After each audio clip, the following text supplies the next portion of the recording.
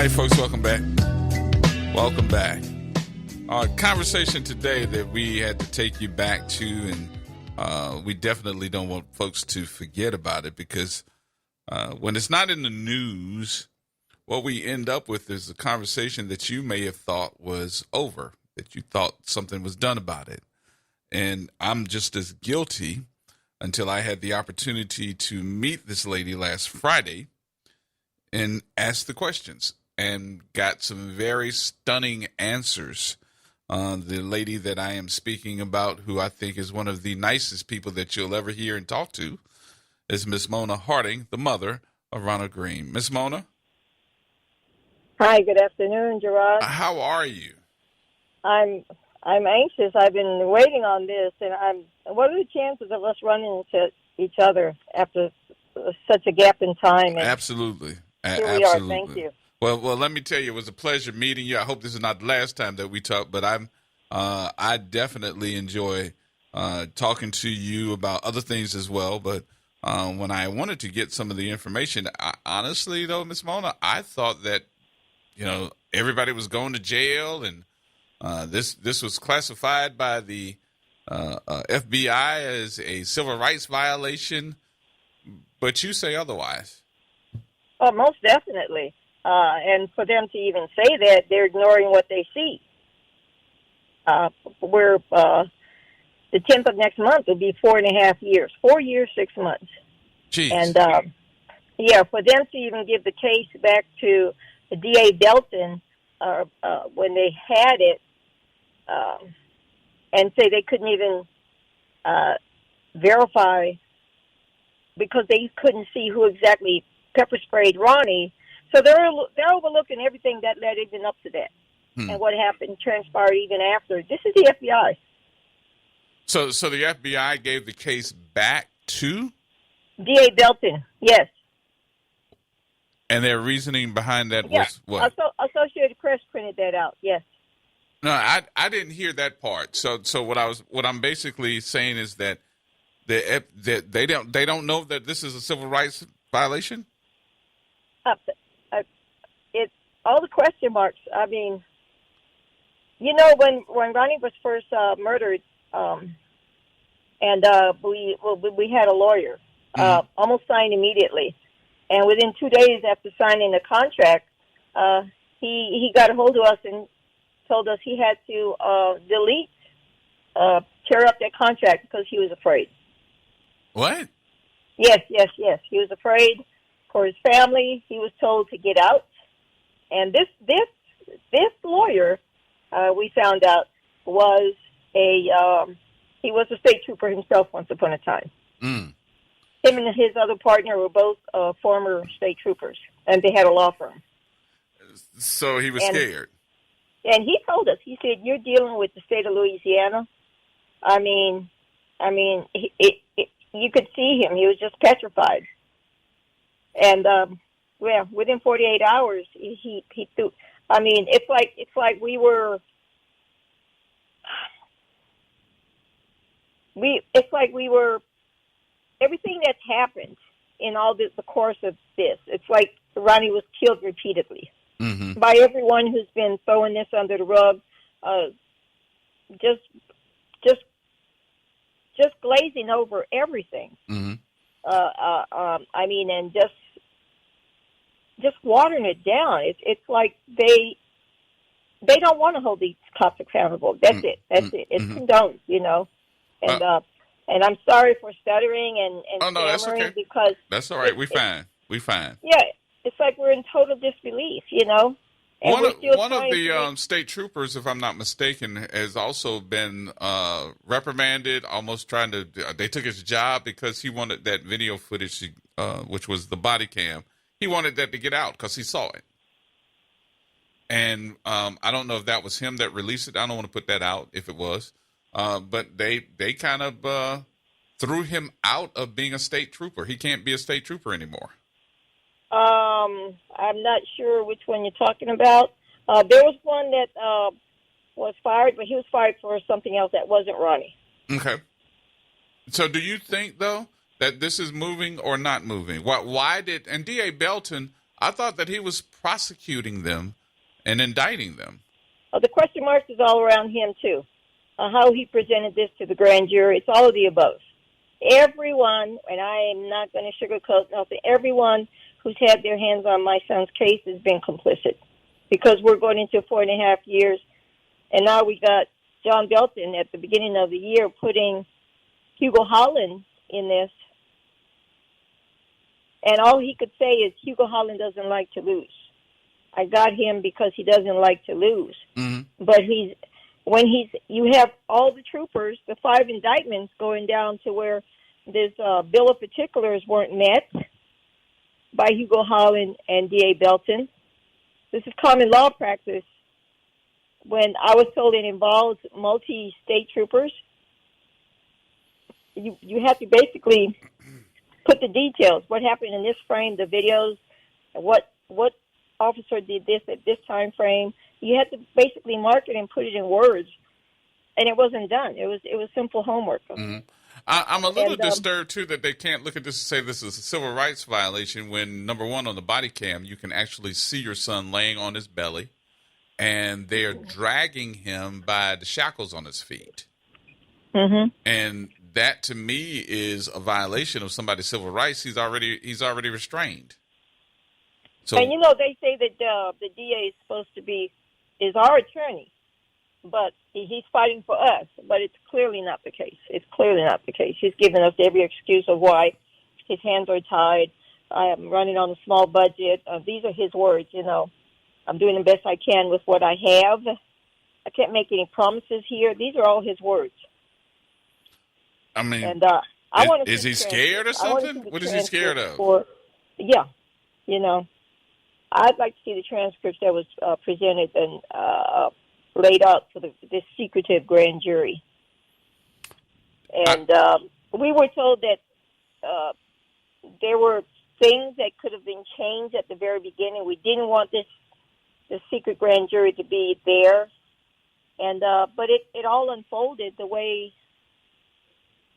our legal team said it shouldn't. Mm-hmm. And it's like we were just eating out of their hands. Whatever they did, we were there. Don't complain, accept it, be glad you come this far. No, nothing in the state of Louisiana. This has never happened. These 5 indictments we had, and I'm there in just shock. Like, okay, why is everybody celebrating this? Because we haven't jailed anybody yet. These are just words on paper. Right. December of last year, and everyone says be grateful. Okay, I'm definitely all of the above. Mm-hmm. But we're not done. And here we are from 5 indictments down to, and I can say repeatedly, grains of sand just going right through our fingers in front of our very eyes. Mm-hmm. With the help, and as far as I'm concerned, it's totally been programmed, constructed, destroyed by DA and Hugo Holland, Judge Thomas Rogers, everyone. Well, what about the Attorney General? Did he ever get into it, or his office ever get into it as far as Jeff what the prosecution? Yes. No. Nothing from Jeff Landry. Nothing from Governor John Bel Edwards. They're just doing all they can to protect the top brass and the political figures above. So it was stated that John Bel Edwards received a text message the night of the incident, and has acknowledged that he did receive a text message, but he didn't find out what the incident was about. He said it was a traffic accident, and said okay, and that was it. But since that time, do you feel not? And I'm gonna say allegedly, because I want everybody to understand that you never know who is taking a listen to this broadcast, because I have been told that we're going to be monitored this afternoon. Yeah, that's all fine. That's all fine. But do you feel that the top folks, maybe including the governor, knew all the details? Oh, there's no doubt. I mean, how could you be in control of such a huge entity? Everyone takes such pride in the state of Louisiana, these fabulous, well-dressed state troopers with such tarnished badges. How can you be in charge of this and say, I leave it up to Superintendent Kevin Reeves, who's over State Troop F at the time, to take care of this. Mm-hmm. And because he so-called wash his hands of it, be it verbally on the news, that puts him in the clear. It's horrific that they have no problem just saying whatever comes out of their mouth, and we the public, we the families that has been destroyed should accept it. Mm-hmm. And just let it be. They clearly put themselves above the law. They clearly do. It's no doubt that Kevin Reeves, where he says it's awful but lawful, everyone just turned a blind eye to Ronnie's civil rights violation. Everyone turned a blind eye to the fact that body cams were, and even John Clary, 2 years, they investigated him and said that they can't say that he purposely did it. Mm-hmm. This is, he has years and years of experience under his belt, and to say that he didn't purposely do that. Mm-hmm. But as you see what happened at the very beginning, he was in total control. Everyone is in total control to where their narrative was Ronnie got in a high-speed chase, crashed into a tree, and died as a result. Mm-hmm. And the medical report, one of the medical reports that I was reading stated that as well, talking about the reason of the trauma was with the car wreck, but it was also in that medical report that there were some inconsistencies. Am I wrong in asking the question too that you all found your own medical examiner to find this information about what really killed Ronnie? Well, yes, it was on the sixth day that we had a second medical examiner come in from out of state to do that independent autopsy. Mm-hmm. And no, you're not wrong on any of this.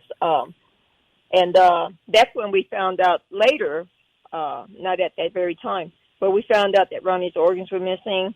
And his organs were missing? His organs were missing, yes.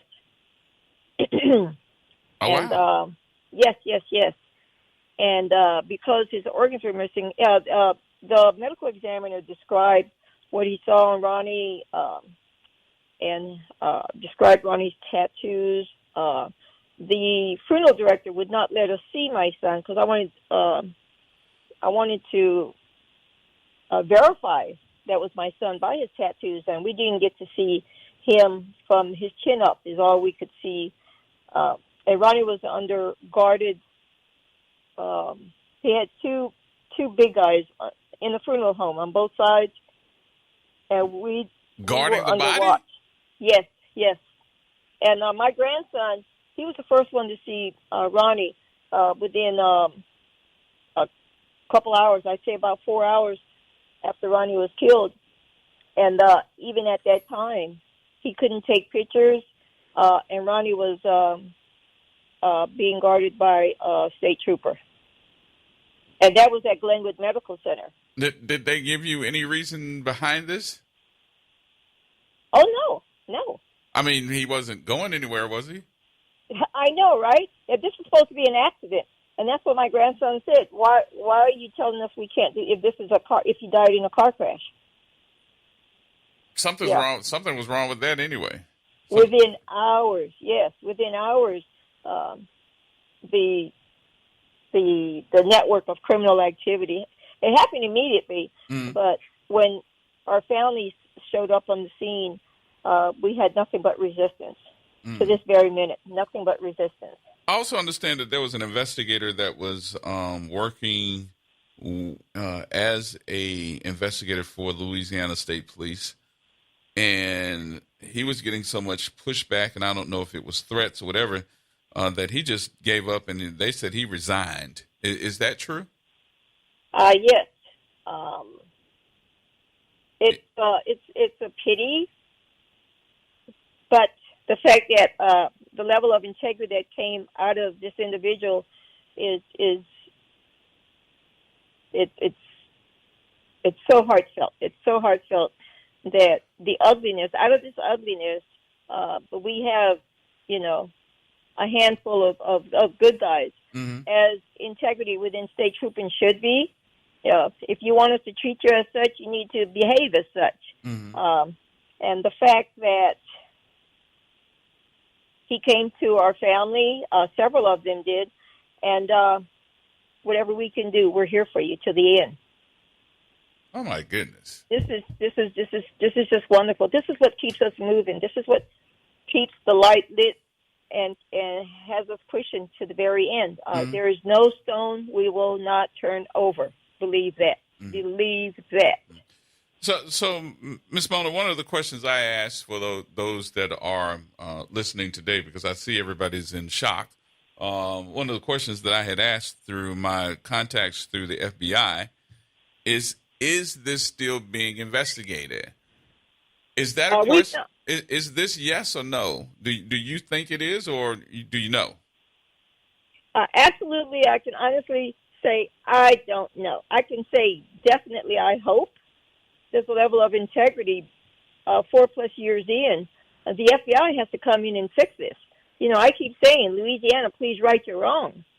My son didn't need to die. Whatever happened, is it risk? Is it worth all this? You're going to risk the whole state? Everyone, there's integrity, or is it so tight-knit that you have no doubt you'll continue to get out of this squeaky clean? Because you have everyone taking up and covering the DA, Jeff Landry. I mean, the DA John Belton says, I'm the only guy that's ever did anything, but yet still DA Belton, he did not talk to me the first year. I was trying to call him, and I was put in touch with Clifford Strider. Am I right in also asking the question, too, isn't DA Belton a black man? Yes, he is. And does he understand that this was classified by the governor of the state of Louisiana? I guess that's after some pushback from the Black Caucus. He made a press conference and said, this is racism. Yeah, but what have they done with it? I mean, I look at it. I've seen it. But it's like, what you say it, but it continues to be buried. The news networks come up. They put this in the news. It's always edited, mind you. They show up. They put this as it wants to be received, as they think it should be received. They don't really put the dirt out like the dirt is dirt, right. And yeah, John Belton said what he said, but what did he do about it? And he has the right, because he's actually in charge of the Louisiana State Police. Yes. We're talking about Edwards now. John Bel Edwards, yes. Mm-hmm. Yes. He's in charge of the Louisiana State Police. And did anyone from the Black Caucus come to you to talk to you about it? Because there was a report on WFAB in Baton Rouge saying that there was a meeting between the Black Caucus and the governor, and there was maybe some cussing that went on, saying they didn't want this to go on. What did that Black Caucus person do? That might have happened when we weren't there. Okay. Yeah, I heard that there was a shouting match, this and that. But, okay, if everybody got pissed off, if, temperaments went flying about what should have been done and what hasn't been done, why hasn't it improved? And why hasn't, if you care so much, why hasn't that needle been moved? Mm-hmm. And am I wrong in saying this, Miss Mona? This is probably the last question I ever wanted to ask. There's no more movement? There's nothing happening? Well, no one has reached out and said anything. John Belton has called and said, Mona, we have this. The judge is not gonna.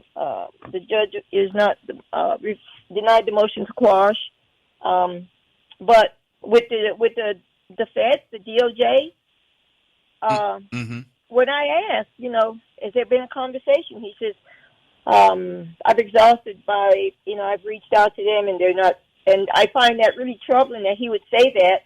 I've contacted the officers repeatedly and no one's called me back.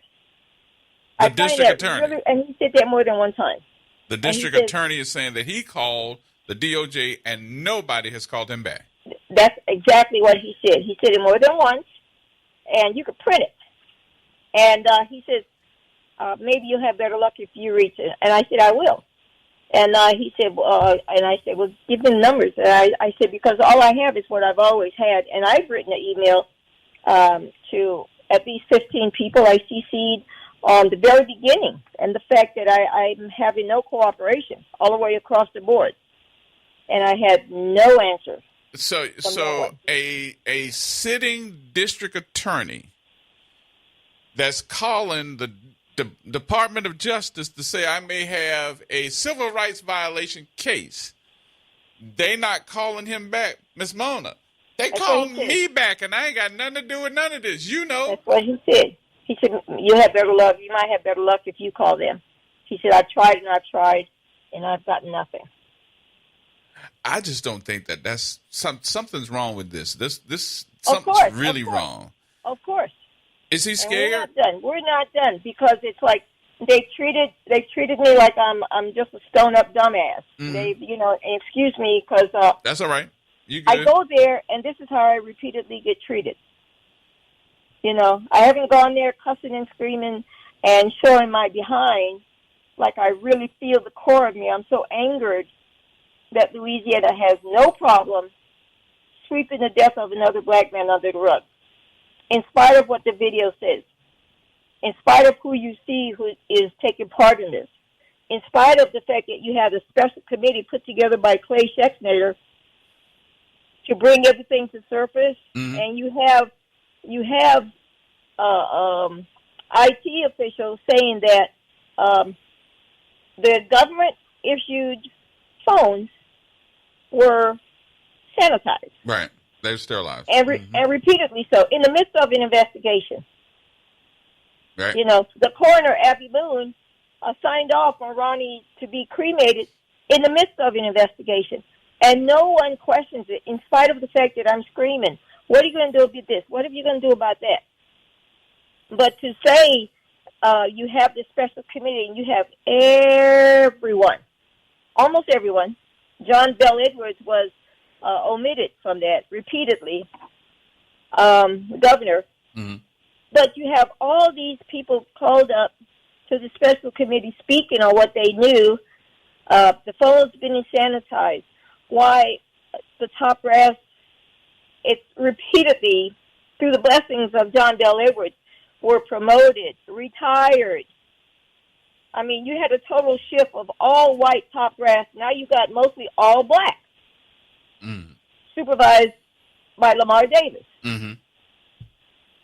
And that's supposed to make it all better now. And we're still going into no accountability for what happened to Ronald Green. I know that again. And I do want to say yes. that the Black Caucus has been most gracious. When I was there, I hold him near and dear to my heart.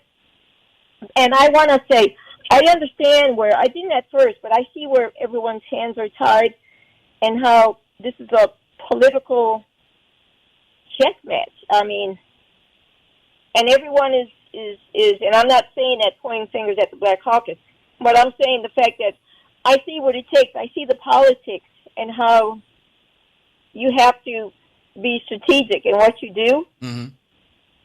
And all I can say is with the Louisiana Black Caucus, that's the only, what can I say, the organization, the gathering of souls to where I felt the most, to where they actually care. For them to go and start cussing out the governor, I mean, that's a move, but I also have to look at it and say, there got to be something else that could be done other than just cussing out the governor. Yes. And I mean, that's just peeing in the wind. There's some that are more powerful and have more pull than others. Mm-hmm. I've learned that too. But what does it take? What does it take? I mean, we're talking about a handful of rogue badass cops that shouldn't even be on the force. They need to get them out of there. Mm-hmm. Why do they want to? Why is it a necessity to keep these killer cops in uniform? Mm-hmm. And now you got Kevin Reeves' son, Caleb Reeves, who killed two little girls, the Lindsay sisters. Yes. Yes, a year after Ronnie was killed, and a month before Caleb Reeves' father, Kevin Reeves, the superintendent of State Troop F, retired, mm-hmm. and he left the what can I say? The punishment of his son to Lamar Davis. Mm-hmm. So now he's back on the force, though, isn't he? Lamar Davis. Lamar Davis is over State Troop F now. Yes. Yeah. But I'm just thinking to myself that this got to be something that has. I mean, you're right. We're talking about going to be 4.5 years, and I'm looking at this and saying to myself, I thought, because that's what I told you when I met you, I thought that these cops had been indicted and they were just waiting for a court date where we're going to have a trial. February 23rd, 26th, and we're going into May 10th of next year is year number 5. And D.A. Belton is not giving any hope to saying, I can get these guys. I mean, a district attorney can indict a ham sandwich. I've heard that repeatedly. Yes, yes. And he can't do an indictment on these guys because he don't think that he can prove the case, or is he scared? Well, I'd say very much that he's definitely that speaks for itself. That speaks for itself. But let me ask you this: can't this case be moved to another parish? Well, I got to probably go through a judge, but shouldn't this case be moved to another parish where there's not going to be so much, I guess, pushback from these guys that have a stronghold on those areas? Well, we asked that to D.A. Belton. D.A. Belton said that it would definitely be denied, and at that time, we'd have to answer to A.G. Jeff Landry, and him and Jeff Landry don't get along. He always good to say that he doesn't get along with the judge. He doesn't get along with this and that person. But he said that you could rest assured that it would be thrown out. So we asked those questions, and everything we brought up was pushed to the side with always resistance. Oh my God! Oh my God! And the cause behind Ronald's death, when you did the independent autopsy, what did you find? That medical examiner says it's undetermined. It stated where his organs were missing. It says no alcohol content, and the fact that it was 6 days later, we were told something totally different. And on that note, I'm going to leave that part alone. Okay. But all I can say is with Ronnie's organs being missing, and, they say that when you have a first medical exam, they put in a bag between the victim's legs. Mm-hmm. Our medical examiner said none of Ronnie's organs were there. So what was done with Ronnie's organs? Did anybody ask the question or answer that? Because, I mean, that's theft. That's just a case of theft in itself. What did they do to remove his organs? It was a transplant, or was he? Did he sign as a donor card or something? Yeah, that's what we told. Was he a donor? He wasn't a donor. He was not a donor. He was not a donor. We were asked that from the very beginning. Who took his organs out? Because it was Little Rock, Arkansas Medical Center that Ronnie went to. Ronnie had his first autopsy in Little Rock, Arkansas. That's where we got into an argument with Abby Moon. And I told Abby Moon, leave my son. I want to see him before anyone else put their hands on him. And she said at the time, by the time you get here, his first exam would have already been done. I have no control over that. And she said, when this happened to Ronnie, the state troopers contacted her. She had to basically sign off on him. She said that she was sleeping. She had to sign off for Ronnie to be taken to Little Rock for his medical exam. And so it was done right afterwards. Jesus. And this has been nothing but one lie after another. She would not give us a name. email and address. I had to Google medical examiners in Little Rock, Arkansas to find out where my son was. And when I contacted Little Rock Medical Examiner's office, they said they had no trace of Ronald Green. What? They said they had no trace of Ronald Green. I tried to reach Frank Peretti, was the one that was the name I had, and I never got to speak to Frank Peretti. It was always a nurse, an assistant, someone, and this has been nothing but deceit, cover up from the very beginning. My attorney is online with me too, listening to this, and she's asking the question: yes. Did the hospital? Was this at the hospital, and did you request the medical records? When we went, we requested when we were there when this happened to Ronnie on May 10th. We were there till May 19th. We were there a total of 9 days, and we went to Glenwood Medical Center where Ronnie was first taken. They said they had no log of Ronald Green. Mm-hmm. And, no log. No log of Ronald Green the day before, the day of, or the day after, May 10th. Wow.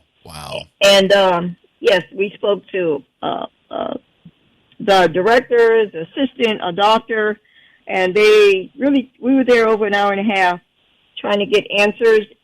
And because someone called us and told us, you can come up here and get your son's possessions. And that's what took us over there. Oh, wow.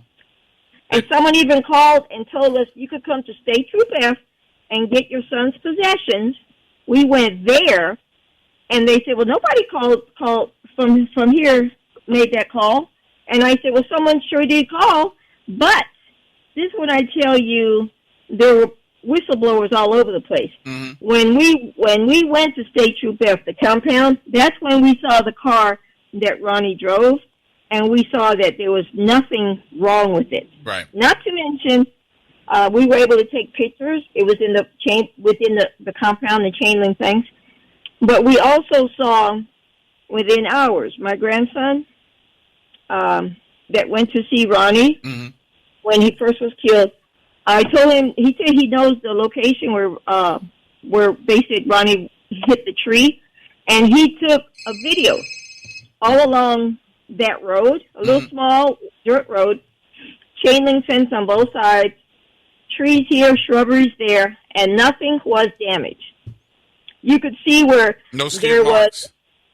Oh yeah, we saw skid marks. He took the video of it. Mm-hmm. He saw many skid marks. Nothing, no trees taken out, no branches. All the fence was all in place. Nothing was, because they said he died of impact to a tree. Right. And then we saw that you could see where, and it was a rainy night, so it wasn't hard. You could see very clearly where the tire tracks were. Mm-hmm. So, and my grandson got me all that.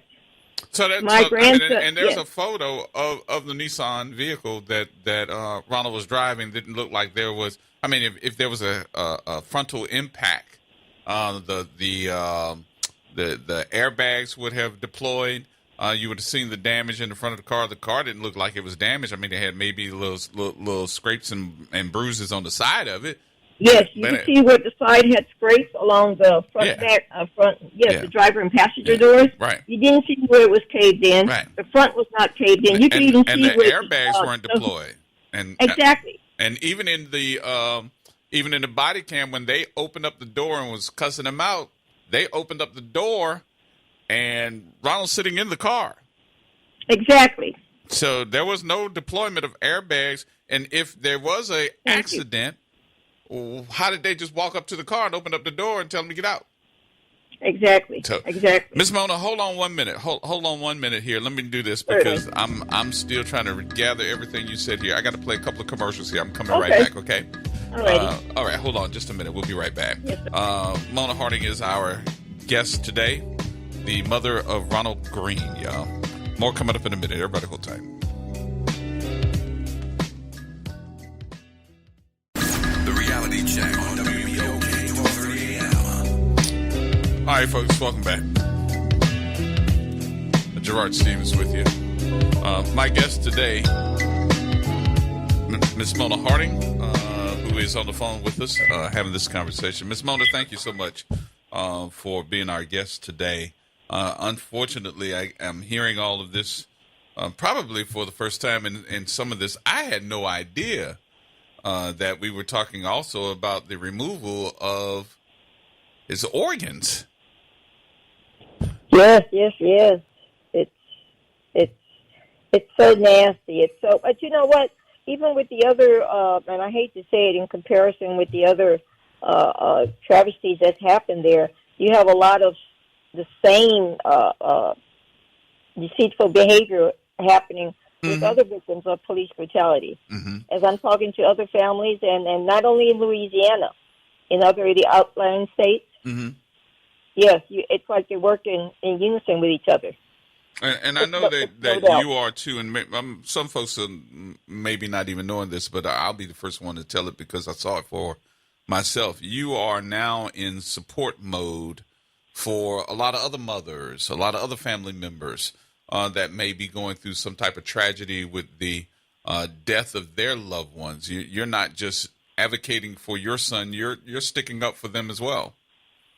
Oh yes, it's no way you can talk of Ronnie without including all the others that's been swept under the rug. And I dare not. This is something that was brought onto us, the fact that we became a ugly statistic in this evil, this ongoing genocide. But you cannot walk through this muck without being engulfed in what's happening. We live no other way. You just cannot not see it because it's every day. It's every day. Right. Several times throughout the whole United States. Tell me this too. Now, did I understand you correctly in what you said that that he was cremated without your permission? No, we did sign, and it was in a state of duress. Okay. Because mind you, we went there thinking that Ronnie was killed in a car wreck. And when this was on day number 6, day number 7. Day number 6 is when he had the second medical exam, and then we went there to see him, and on day number 7. And on day number 7, the funeral director told us just out the blue, and he himself was very resistant. So when we could see Ronnie, and it had to be under his terms. And Ronnie was also under guarded watch. For what reason? Did they give you a reason? No. But this is y'all. No. I mean, unless he was under guard by the Louisiana State Police.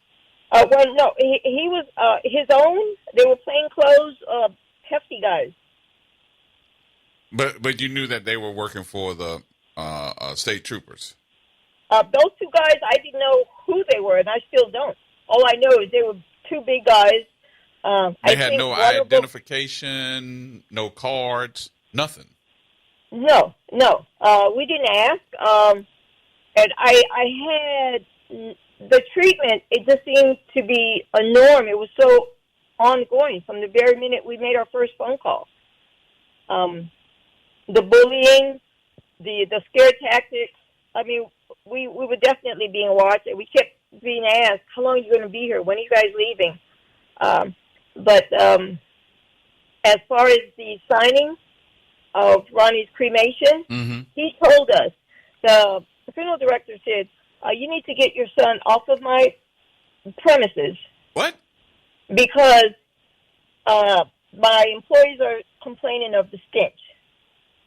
But when we saw Ronnie 3 days after Ronnie was killed, okay, Ronnie was killed on the 10th. On Monday the 13th, we were allowed to see him from this funeral director, and he's right there. He has two funeral homes, and I don't mind saying his name, Timothy Tennant. And I would sue him too. And this is the thing. All the names were there. This has been a conversation. This has been an ongoing conversation from the very moment I knew their names, because the resistance and how they tried to keep me and my children from getting answers, getting anything, was ongoing effort by everyone that we're speaking of in this interview. And it's been nothing but resistant. But anyway, he told me, he said on the third day, I said, because I knew he had 2 funeral homes. The one that Ronnie was in was not a refrigerated one, and he said he was going to keep Ronnie in his other facility, which was refrigerated. Mm-hmm. And he did not let that happen, because when the second medical examiner came on the May 16th for the medical exam, that's when he put in his report that decomposition, Ronnie was not kept in a refrigerated state, and decomposition was setting in, and there was a lot of slippage and all this. And mind you, there's over 100 pictures being taken from the first medical exam and the second. So we have all that. So they allowed rigor to set in? That second one, the funeral home director, he sure did. And he said, your son has to be off my premises before the end of business day. Oh, that was God. That was on the 16th, May 16th. We had to call around. Shreveport Coroner's office said there was no vacancy, quote unquote. They had no room for, and I said, I'll bring my son to you. I wanted to get my son, what the heck is that? What is the name of that? I wanted to have him embalmed. Yeah. So that we could bring him back to Florida. So wait. They did not embalm him? No, they told us. They told us not to have him embalmed till after the second medical exam. So there was no nothing. Nobody else could do the embalming after the medical exam was done? But wait a minute. So when we were told we had to get him off the premises, we were looking over there at Shreveport Medical, calling the funeral homes, the surrounding funeral homes. We were calling all over the place. Nobody wanted to be a part. No one would take Ronnie to embalm him so we could send him back to Florida. Oh my goodness! And it was a funeral director that my daughters knew. My daughters went to school. Mind you, we lived in Louisiana for a few years prior, so they were in elementary school, and they knew of these people who had a family member who operated a funeral home.